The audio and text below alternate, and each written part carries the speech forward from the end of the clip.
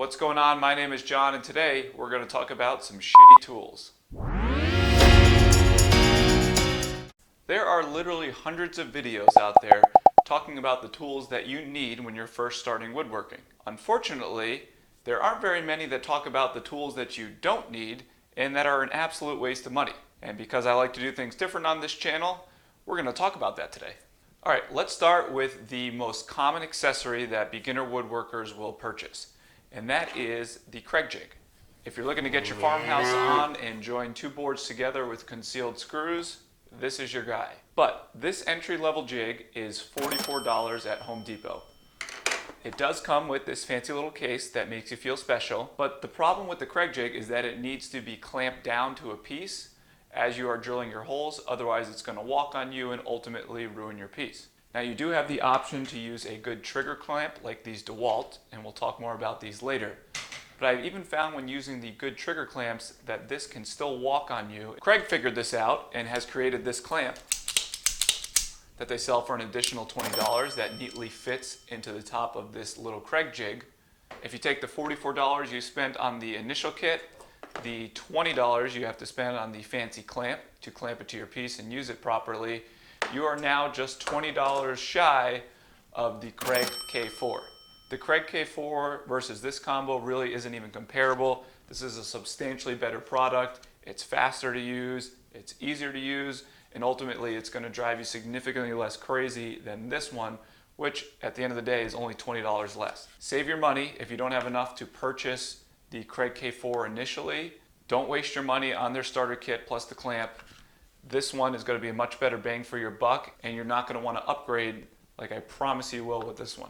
Alright, now that you've got your pocket holes drilled, it is time to screw the two pieces together. Unfortunately, the screws and pocket holes create an enormous amount of torque, and it's really difficult to keep the boards aligned at 90 degrees to one another unless you've got them clamped securely. Now there's some products out there in the market like this 90-degree clamp from Bessie. I find it very cumbersome to use. I'm not quite certain that it actually holds pieces at 90. So I would suggest saving your money and not buying a piece of junk like this. So what should you do instead? Fortunately, there is a much cheaper option that could cost you $0. You can make 90-degree clamps out of scrap plywood. Obviously the caveat is you need to make sure that this is at a true 90. I'm very lazy in a lot of cases, so I bought these. This is from a company called FastCap.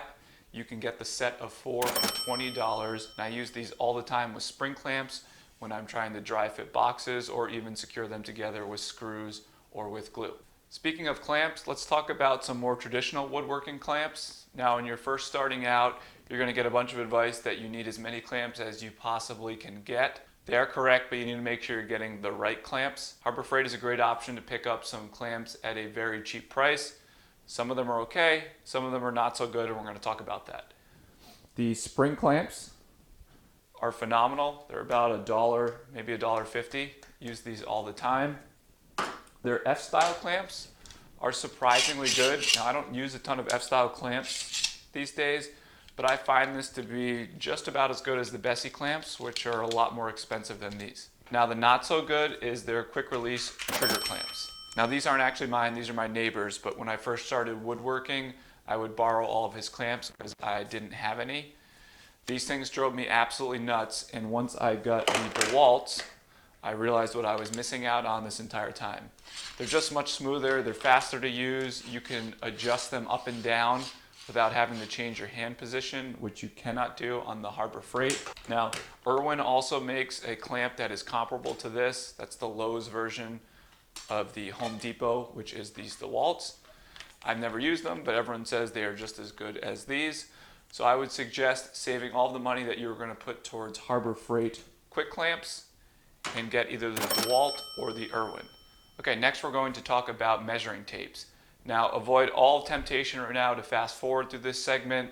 I would say that this is probably the most important advice that I'm going to give you in this entire video. Alright, it's time to be very honest with yourself. Have you ever measured something and looked down at it and quickly said, that is one line short of the bigger line near the end? Guilty.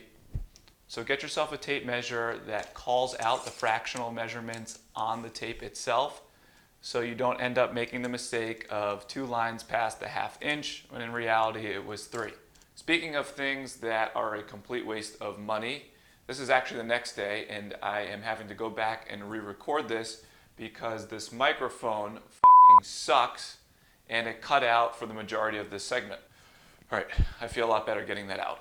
Now there's going to come a time in your woodworking career where your power tools are unable to make a cut, whether it be the size of the piece or just the orientation. So your first instinct is going to be to run out to the home center and get yourself a handsaw like this one. They're about $25 to $40 depending on the make, the size. But these really aren't designed for furniture making, it's designed for rough carpentry. So instead of buying one of these, get yourself a Japanese pull saw. This one's $40, so right around the same price as one of the better hand saws. And it's a significantly more useful tool for furniture making. This one has two sets of teeth. One side has less teeth for rip cutting. The other side has more teeth for doing cross cuts.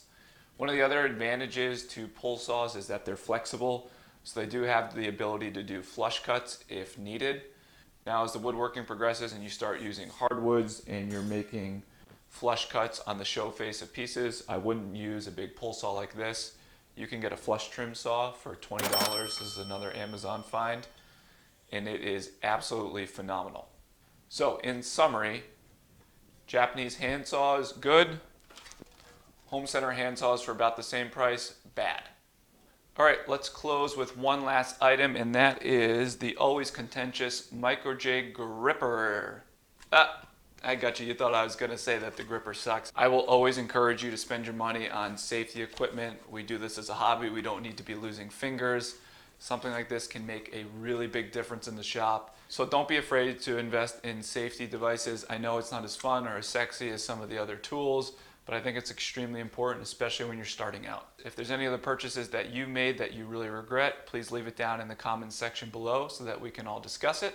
Otherwise, I appreciate you making it all the way to the end. I will see you guys on the next one.